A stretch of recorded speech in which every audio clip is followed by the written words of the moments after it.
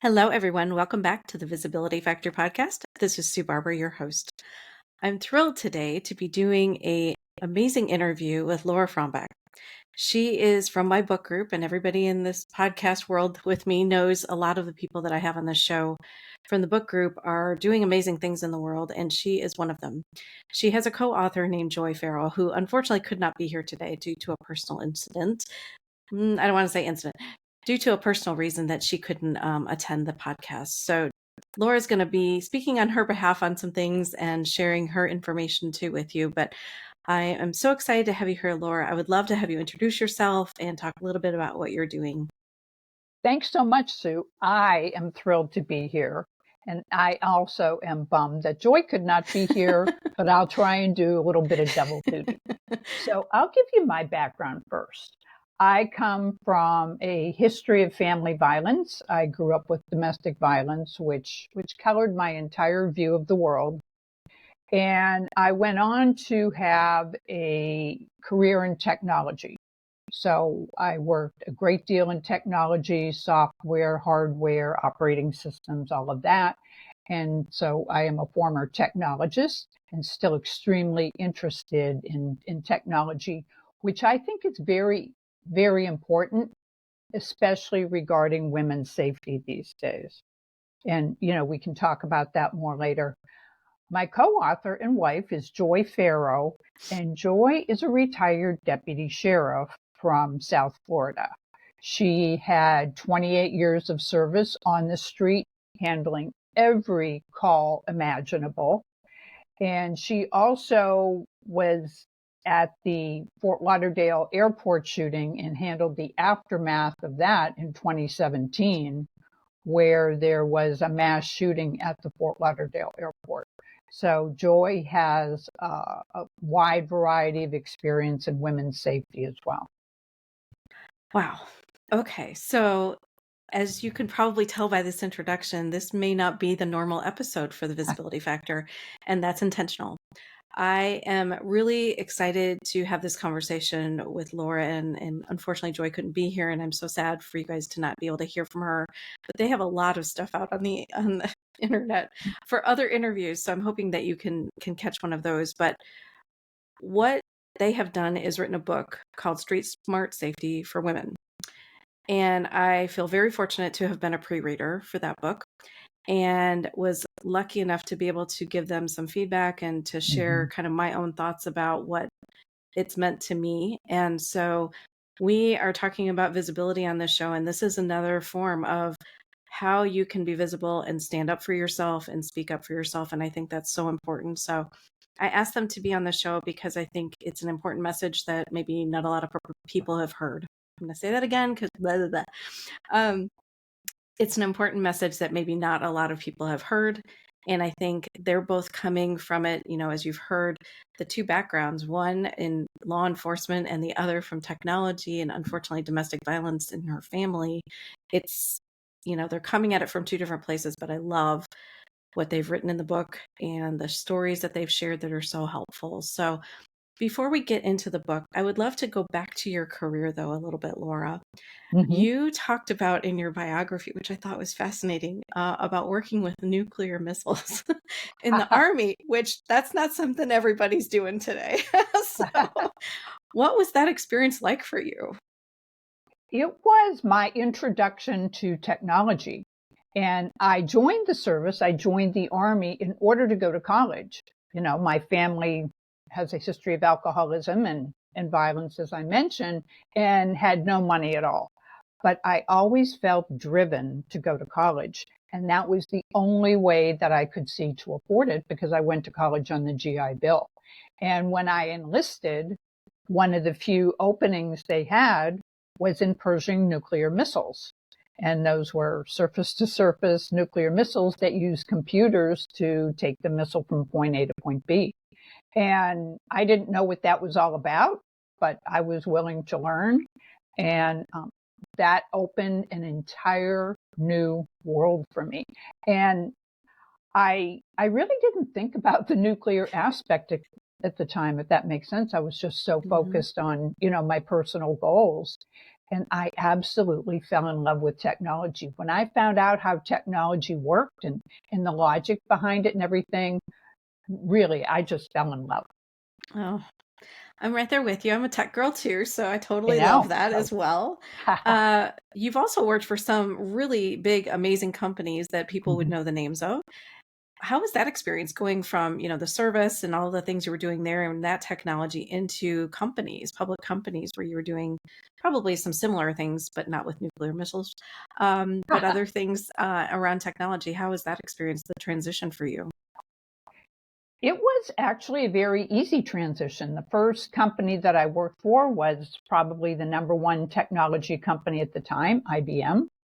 And I went from working on nuclear missile hardware to IBM hardware. And really, it was just a natural fit. I, you know, repaired customer computers, medium-sized computers, and I went around servicing them for IBM for almost 10 years. And so the transition from military to corporate was as smooth actually as one could ever hope for. Oh, There well, was no I was accustomed to following orders. I was, of course, accustomed to technology being ABC, and really, I could not have asked for better. wow. Well, that's really great to hear because it is, it's different when people go into a corporate world, I think. Mhm. And now you're outside of the corporate world. So tell me a little bit about how you and Joy came up with the idea to put this book out into the world that you've written. Well, I'll start with the background in that when Joy was taking calls for particularly domestic violence, but assault, et cetera, violence against women, really, she would say over and over, the women would often say, I had a bad feeling, but I didn't pay attention to it. And she said, I just wish I could tell people to pay attention to to what they feel, to when they feel that they're in danger. And I just wish that I could get that message out there. It's so frustrating. And I didn't think anything of it. And then I had an aha moment, actually only about 5 or 6 years ago. And my aha moment came when I realized that my mother's mental illness was directly correlated to domestic violence.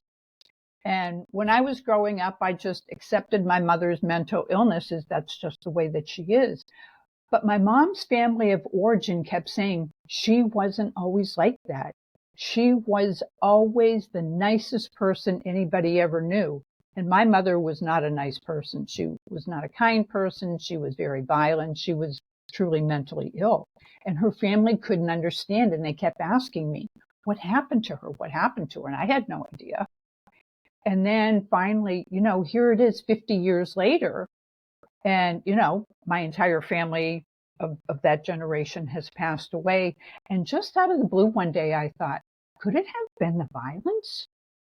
And then I started investigating traumatic brain injury and, the injuries that occur and the personality changes that occur as the result of brain injury. And my mother was a classic textbook case. So I started talking to Joy. What if we collaborate and put my experience, personal experience, and your professional experience and write everything we know about women's safety, soup to nuts, in a way that's never been done before. And I investigated. There is not a book on women's safety that covers the entire gamut of women's safety by women for women. And really I was very surprised. Wow, I'm surprised too. Honestly, I would have, I hadn't checked that, but I think it's sad, right? It's so sad. And Mm-hmm. I love that you guys came at it from two different angles because I think, it lends the professional side of what Mm-hmm. Joy saw, out in the world and what she had to deal with and help people with. And then from your angle personally, but I know you also do a lot of work with like domestic Mm-hmm. shelters and We helping do. them, work through those challenges that they may be facing. I'm curious, as I read the book, you mentioned it a little bit at the beginning, about having that feeling and not doing something with it. And you talk a little bit about like the God, why can't I talk today? Um, you talk a lot about the generational violence and Mhm. how that has somewhat created some things for women, messaging around women, and when they bring up a situation that's happened to them, how sometimes they're assumed to be guilty instead of innocent. Can you share a little bit more about what you learned as you wrote the book on that piece? There is a lot of victim blaming. And what is interesting, for lack of a better term, interesting about that victim blaming is that we are quick to blame the victim. We are quick to say, if you hadn't been someplace, if you hadn't been at the wrong place at the wrong time, that wouldn't have happened. Or conversely, I don't believe you. And I really think that comes from a place of fear. It comes from really a place of judgment where we say, I cannot even bear to think about that happening to me or somebody that I know. So if I don't do what that person did because they must have done something wrong, then that won't happen to me and I'm going to be safe. And also the fact that, women are not believed in so many levels, you know, uh, in the field of medicine, even in childbirth for up until recent history, women were assumed to be exaggerating the pains of childbirth. And, the medical field would just ignore the fact that they were in agony giving birth. And so I think all of that is generational. And I think that it's reducing to some degree, but it cannot be reduced fast enough. Mm. Yeah, I just read something yesterday about a woman talking about, after giving birth, that she had all of these situations happening for her, and her doctor's just like, well, that's just, giving birth, and that's just what happens after you give birth. And she said, I don't think these things are related to me giving birth. I just don't, right? So I think it's true. I talk a lot about it in the show about using your voice, amplifying your own voice, speaking up for yourself. And I think you brought up some great examples in the medical space and just in situations where, people are trying to tell the truth and no one's believing them. It's got to be so frustrating. Mhm. And unfortunately, then, if someone hurt them, that person's going free, right? And not being held accountable for what they did. What would you tell someone in a situation like that who is trying to get their truth out there and it's not happening? What would you tell them that they should do? I would tell them one of the things I learned from my corporate career is to escalate. Mm, And Joy and I have talked about this not being believed by women about law enforcement as well. The cop shows up, whether it's domestic violence, whether it's rape, et cetera, and the call is either minimized or it's completely, the victim impact statement is completely disregarded. And Joy is not hesitant about saying, when you report to law enforcement, if you are not getting what you need from the responding officer, ask for the sergeant, ask for the lieutenant, ask for the captain, and make sure that you go up the chain to make sure that your voice is heard, to make sure that your victim impact statement is taken and that it's taken in context. Not that, this woman and her boyfriend were outside having a cigarette. No, this woman was outside having a cigarette and she was attacked. So there's an entirely different context there. And I think that Me Too really helped with the sensitivity and the awareness that people have that women are not making this stuff up, that we really do have extreme situations that men don't have, and that really we need to be believed, and the follow-up action needs to be taken. hmm what you made me think of is, so many people today on social media are being given some feedback. Anybody says anything to anyone anymore, right? And obviously, there's also people who are being stalked, who are being tracked down via different ways of technology today, Mm-hmm. and so that's also challenging. But I'm just curious from your perspective, what is your perspective for people on dating? Like all of the whole Tinder, all of the different apps for dating, and a lot of them are going into situations where they don't know this person at all, that they're going to meet. I know many people would say meet in a public space, all of that to start with. But do you have other advice for women who are going into these situations? They're trying to build a relationship with someone or trying to, just even hang out with someone for the first time. Mm-hmm. How would you help them think about that? First of all, let me say I am a huge fan of dating apps. A huge fan. Absolutely, there are dangers. Absolutely, you need to be aware and take measures. But dating apps also give you the opportunity to meet with people you would not have met otherwise. Right. But the danger, as we know, is that anybody can be anything online. And, back in the day when we didn't have technology and you met somebody, you either knew somebody that you worked with or you went to school with, you met them through somebody else who could vouch for them, but there was usually some type of personal connection or some type of verification. This person is who they say they are. Now there's nothing. So we have a number of suggestions for women. First of all, do not use the free version of any dating app, because the free version has one purpose and one purpose only, and that's to get advertising for the advertisers for those dating app conglomerates. And if, as we like to say, if you are not paying for dinner, you are the entree. No. There's no Wow. such thing as a free meal. So you're not going to go on any dating app, no matter which one it is, go to the free version and be anything other than an analytic. So pay for the pro version.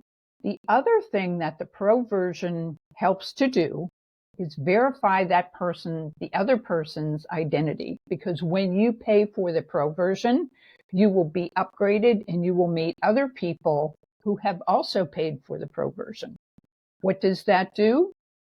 Their credit card verifies their identity.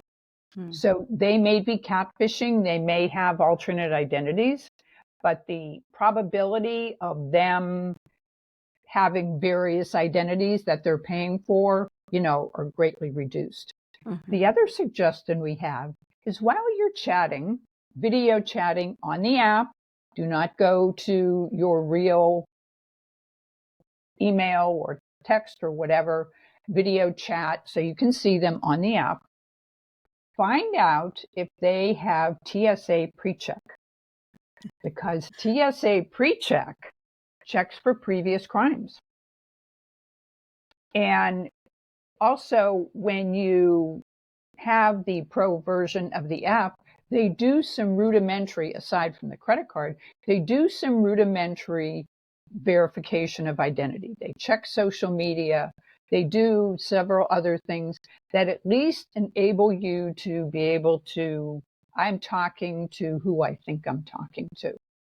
And, the third thing, as you said, is meet, for the love of heaven, please meet in a public place. Not just once, not just twice, but in a public place and in the place where you choose, so that if you need to make a quick exit, you know where to go. If you're at a restaurant, that the wait staff will help you, and that you have all of your bases covered as much as you can until you begin to build a level of trust with this person. And finally, always let somebody know where you are. You have tech apps, you have all kinds of things, apps on your phone that can always let somebody know where you are at all times, so that somebody knows exactly where you are. It took you this long to get from your apartment to the restaurant. Oh, you're at the restaurant. Oh, you're home and you're safe. So important. I love all of those, and I haven't been on a dating app, so, having been married for many years. So I think that is really good advice. There's so many people out there who have met wonderful people for sure online. So I yeah, met Joy. right. See, so there's so many good things about it. I think it's just unfortunately gets a bad rap, from a couple of bad people who do some things that are not great. What impacted me most when I read your book was the story you told about a woman being in a car and kind of getting in this uncomfortable feeling of this person I thought I could trust. He seemed like he was okay. I've met him before. And then it kind of got weird. And she started to have this intuitive feeling like, ugh, I don't know if I'm safe here. I think it's true that most people, or at least women, don't trust their intuition on a regular basis, right? And I didn't for a long time. And I think it's because we've been taught to be nice, right? We've been taught to people please in many ways, and you have to overcome that. But Absolutely. can you help maybe share a little bit about that story and what that really taught that woman, in that situation to not trusting of her intuition, like really do something different? What happens, we have found that when women have been in that situation, in that story and in others, when women have been in that situation, the situation where we find that we should have listened to our instincts and we didn't, it is a game changer. I myself didn't listen for a long time. Joy, of course, learned on the job. But when we have tamped down, have minimized our safety intuition, and we find ourselves in a bad situation, that we say to ourselves, and women have said this, readers have said this, I want to know what to do so this never happens to me again. And Mhm. I'm going to go into safety intuition, what we call safety intuition, a little bit. Safety intuition is what a lot of people call situational awareness. And really, all it is, and it's backed by science, what it is, let me just back that whole thing back up. Sure. I am going to explain safety intuition and to explain exactly what it is. It is your five senses reporting back to your subconscious on your environment. It's science. It is backed by science. It's your hearing, your sight, everything that's going on around you, going back to your subconscious and saying, something's not right.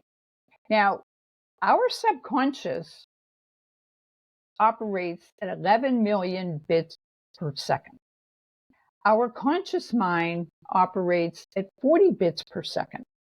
So we have our subconscious taking in all of this information, and it happens all the time. If the lawnmower man comes and I'm not interested in the lawnmower man, I hear the lawnmower and I tune it out. Something happens, a car light goes by, it's not going to impact me, I tune it out.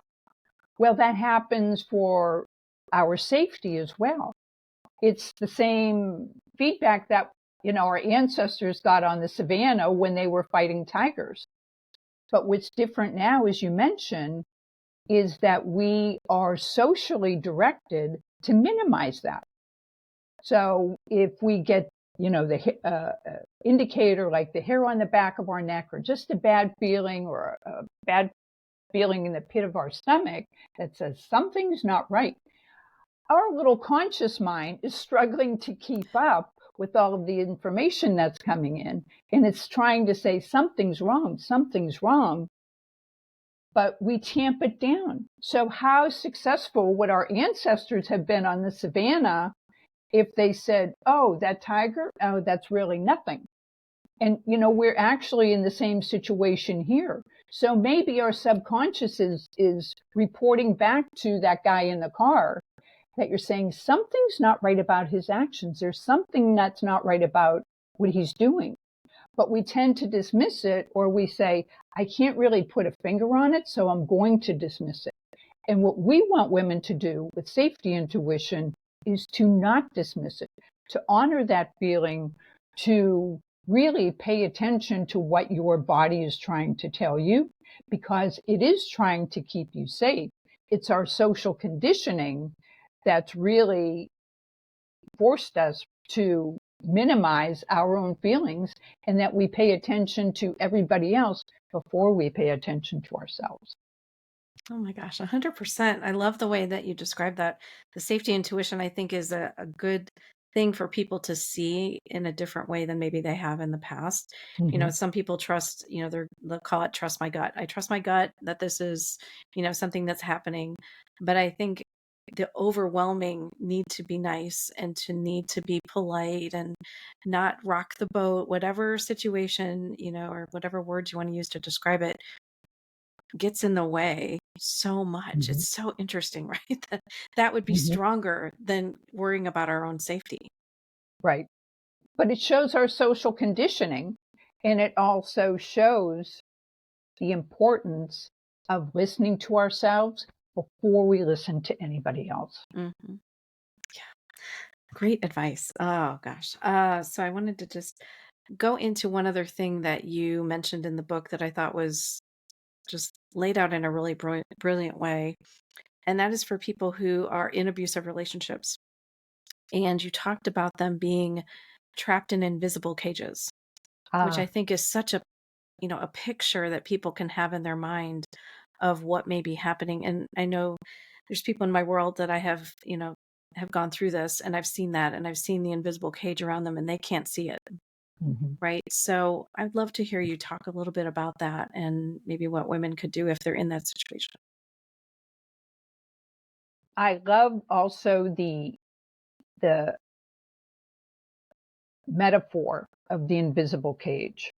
And that really was brought home to me by my mother. I'll give you a little bit of background about my mom. My mom was in that abusive relationship with my dad for almost 20 years. And the other interesting thing, besides the fact that my mom's family of origin couldn't understand the change in her, was that my mother always wore the same clothes. She always wore turtlenecks or sweatshirts, even in the summertime. And she had almost a complete lack or awareness of any type of fashion, of dressing up. It's not that she wouldn't, but it was just so rare. It was almost as though her daily uniform was a sweatsuit, jeans and a sweatshirt. And we used to actually make fun of her. And the other interesting thing about her in that regard is that she did not leave the house. So we talk about women leaving abusive relationships and, trying to get away. My mother could have walked out of that house anytime without being restrained because my dad worked so much. But my mother literally did not leave the house. She sent us to the store. We shopped for the family. We did everything. We did the yard. We did everything. She would not even go on the porch. And it wasn't until I read that passage by Evan Stark about coercive control and how women are controlled by their abusers mentally and emotionally that we think of a woman actually like my mother. And she would pace on the phone. She was not antisocial. She would talk to her friends or whatever on the phone for hours. She just wouldn't leave the house. And she would pace. And when I read that passage, I thought, oh my gosh, I could not explain my mother to anyone without also mentioning the fact that she was in a cage made of coercive control, a cage made of mental abuse and brain damage.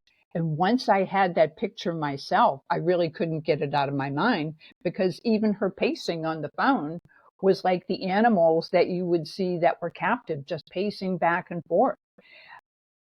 But again, physically, she could have walked out of that house after my father went to work and he wouldn't have known where she was for 12 hours. It never occurred to her, and it never occurred to me to think that anything was wrong with that. That is so impactful. So she So, must have hid a lot of these things from you as children mhm, then, that these mhm. things were happening. I could not personally understand the coercive control, of course, until many years later after I had that aha moment and realized, the impact that the brain injury had from domestic violence on her. However, let me back that up. However, I didn't realize growing up about the mental and emotional aspects of it. Of course, I realized the physical aspects, that those were visible every day. But to understand really the corrosiveness of violence on a person's psyche, on their mental and physical well-being, even on my own for many years, was just really insightful.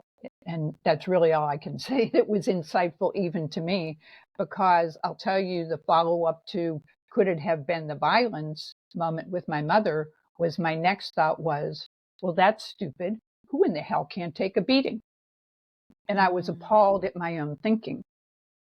So the reason I relate all of this, and the reason that we talk about this in the book, is that I thought, if I didn't understand this, and I've tried for 50 years to understand, how many other women living in it don't understand? How many may not realize that they're in this situation? And how many may not realize that their families, their other loved ones, their friends are in that situation?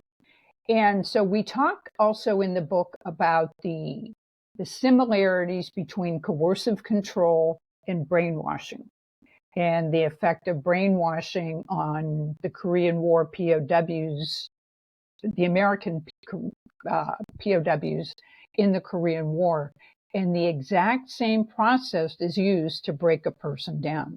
And these are soldiers. They knew that they were fighting in a war. Domestic violence victims are in a relationship. They're in a relationship with somebody that they love, and the exact same methods are used. Now, the Koreans did it by design, but domestic abusers almost seem to know intrinsically how to do that. So our message to women is, first of all, realize that you may be in this type of situation, and it is such a hard admission. We've worked with domestic violence shelters locally, and it is so hard, particularly because women are not believed, particularly because domestic abusers can put on a very, very good outside act. But once a person realizes that they're a victim, it is so important to seek help, to seek support, to seek professional help. There are domestic violence hotlines, and I encourage anyone to call them. They are professionals. They can help you develop a plan. But domestic violence and abuse thrives in isolation. And what's been my observation and experience is that recovery thrives in community. And so to get people to help you, to get the people that you can on your side, to build a team that says, you know what, little by slowly, I'm going to come back from this. Little by slowly, even if there's just a tiny glimmer of light in the darkness. That's all you need, because think of how bright that light is to be able to be seen in the darkness, and to be able to seek help and to begin to make a plan again to get away from that situation.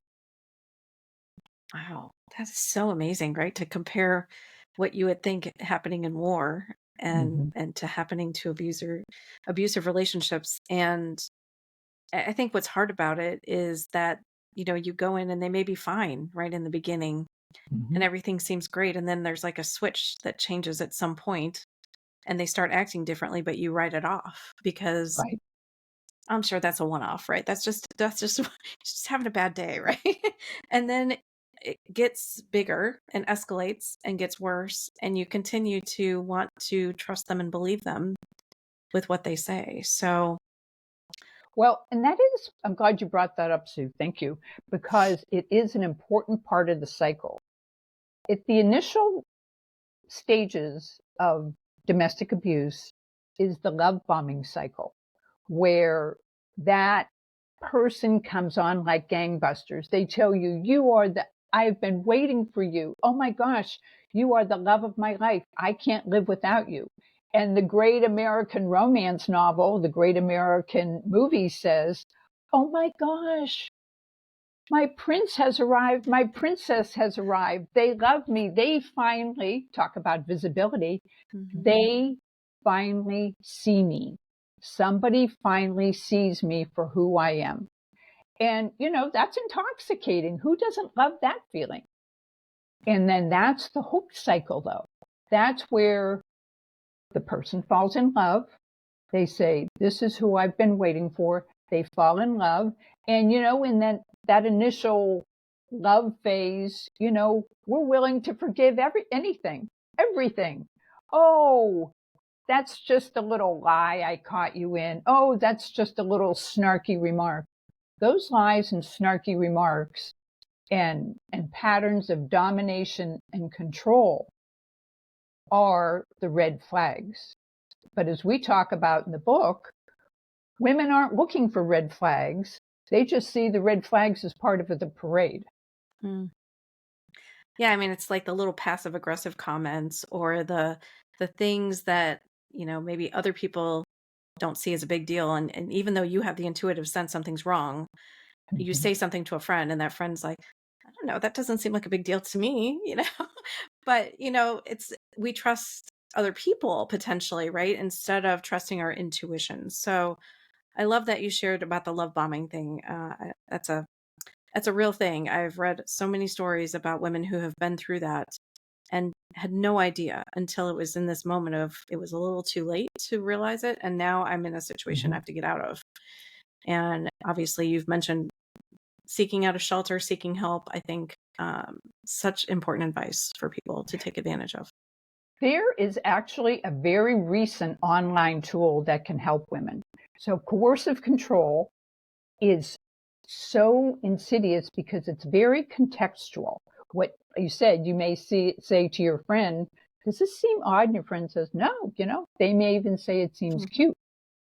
Yes. There is an AI based free online app called What Amy Says. And you can just go online. You can put your partner's communication in there.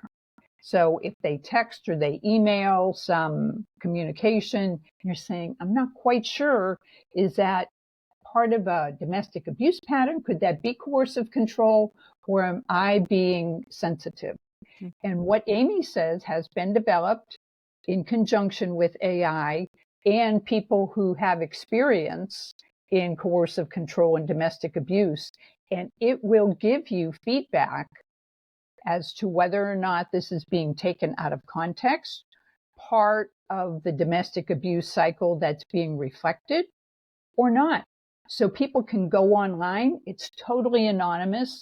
I love this. It's for educational purposes only. And you can print out a transcript. You don't even have to put your email or anything in there. You can print out a transcript so you can start to keep records, which is also so important. I love that. Oh my gosh. Yeah, I think, sometimes people will trust Google and online things versus even people in their lives telling them that there's something wrong. So maybe that's another Mhm. message that they could take in differently by using this tool. That's amazing. That's so cool. I'll make sure and link that in the show notes for everybody so Mhm. you guys can check it out. If you know anyone who could benefit from having that information, please share it. So I'm just also curious, last question before we get into my 4 questions. What what are you hoping that the book does in the world? We have an ambitious goal for this world. I'm sorry, back up. We have an ambitious goal for this book. We wanted to change women's lives. We want to completely shift the paradigm of women's safety, that women are believed, that women trust themselves, and that women take safety measures for themselves that they may not have otherwise done. And little by slowly, we are succeeding. We've gotten feedback, anonymous feedback on our website.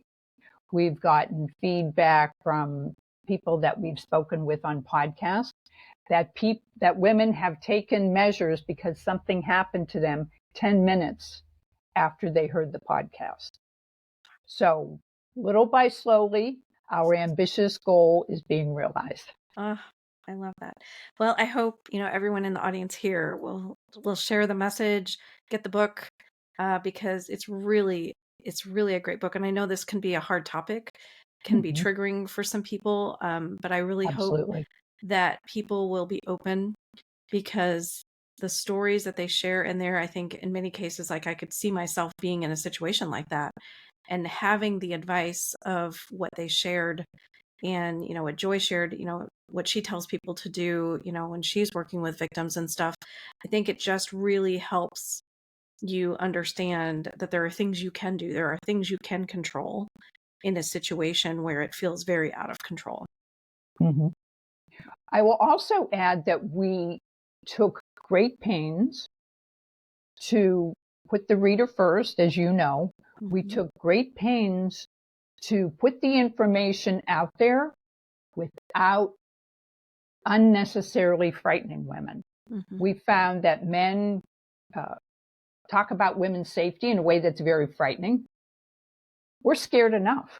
Mhm. So we put it out there in a way that conveys the information without unnecessarily over exaggerating the dangers, which really don't need to be over exaggerated. Right.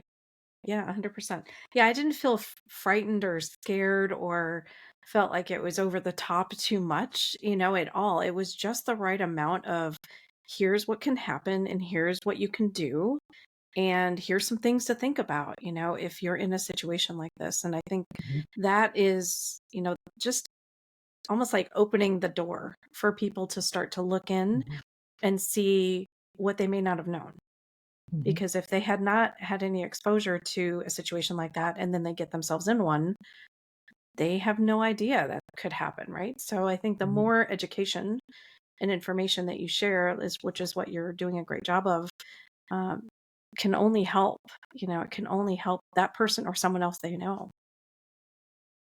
Well, thank you for enabling me to be on here today and to get the message across and to share the message. Yes, I appreciate it. We appreciate it so of much. course. Yes. Okay, so let's go into these 4 questions that I ask every guest who's on the show. I call them the Rise Up and Be Visible quick tips. And I know that this topic was a little bit different today, but what Joy and Laura have shared, I think, really resonate and can be used in the workplace. You might even have a workplace violence situation too that you may Mhm. need to deal with. So I would love to just ask you these, and then I'm going to read what Joy put on her answers. Okay. So I'll play the part of Joy today. Hope that's okay, Joy. So I would love to know what you think visibility is. If you can just fill in the blank on what visibility is and why you think that. I believe visibility is essential. Women are taught not to be visible, especially it's essential for we as women. Women are taught so often not to be visible that it has been a long road for me to find out just how essential visibility is, both professionally and personally. Hmm. And Joy agrees with you. She also said visibility is essential. She wrote, as a law enforcement officer, my visibility was key to public safety. So I went out of my way to ensure my visibility. I also ensured that I was visible so that people felt safe and protected when they saw that I was there. Mhm. So what are you doing to be visible about the book or anything else? I, we, Joy and our Joy and I are taking every opportunity, large and small, to be visible. And together we have been visible. I'm sorry, back up. Individually, we're very used to being visible. We are not accustomed to being visible together.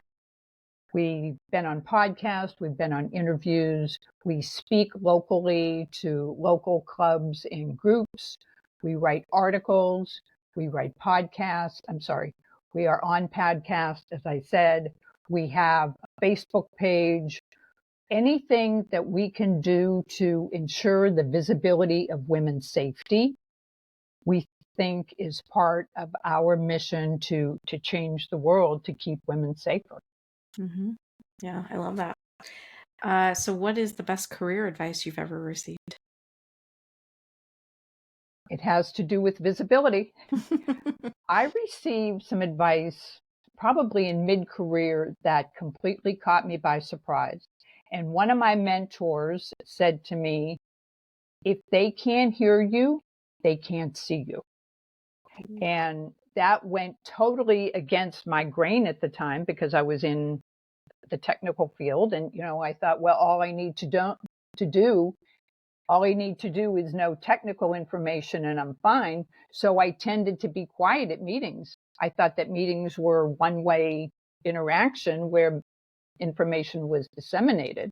And my mentor said, if you sit there quietly at meetings and you don't speak up, they don't see you, and that's going to impact your career. Wow. Just that little sentence, right? It's so powerful. Uh-huh. I love that. Okay, so Joy said, treat everyone equally. That way you'll have nothing to hide, was her advice. Love that. Okay, last question. What are you currently reading? I am currently reading The Worlds I See by Dr. Fei Li. And Dr. Li is the directing founder of the Center for Human-Centered AI out of Stanford. And she has been one of the major influencers, one of the major developers of AI. I'm going to tell you, first of all, I love it from a technical perspective. It's not all that technical. She writes in very understandable language. But what fascinates me about Dr. Li is what fascinates me about so many women with major accomplishments. She's developing AI while caring for an elderly parent, while raising a toddler, while her husband works at a university halfway across the country. And, oh, by the way, I develop AI as well. On the side, right? Right. And My how spare many time. women do that? How many women, moms especially, single moms especially, have just taken it all in stride and made these amazing contributions to our world? So many. I was one of them. And I just, Right? I think it's interesting when I talk to the more recent generations and how they're pushing back on some things, like working all these hours or taking on mounds and mounds of work, right? Instead of, at least asking the question like, do we really have to do all of that? We Right. just took it. So I love that there's some new thinking around that, and it's helping me think differently as well. Joy's answer was her book is The Truth About Lying, Mm-hmm. How to Spot a Lie and Protect Yourself from Deception.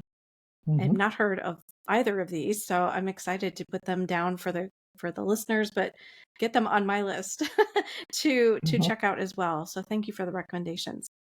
Sure. Where would you like people to reach out to you or connect with you if they're interested in learning more, or maybe having you on a show that they're doing? Certainly. You can go to our website, streetsmartsafety.org.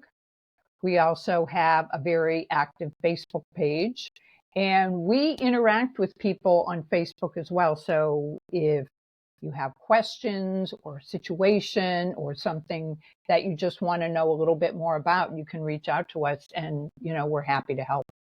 Well, thank you for being here. I just am so thrilled for the book that you've written. I know that that was a labor of love for both of you to put that out in the world. And I know it's going to make such a difference and such an impact for women to really help themselves learn some of these signs and trust their intuition, if nothing else. It's a great starting point, and then they can move forward and do some other things to help themselves. So thank you so much for being here and sharing all of these really vulnerable stories, about your own life. So thank you for doing that.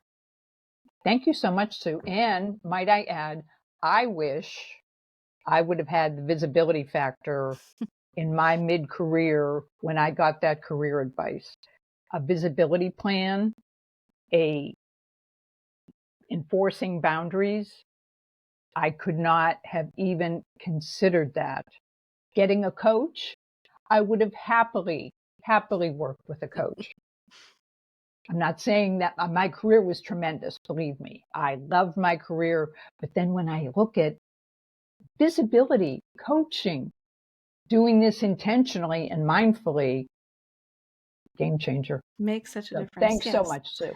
Thank you for saying that. I really appreciate it. So, thanks everybody for listening today on the Visibility Factor podcast, and we'll catch you on the next one.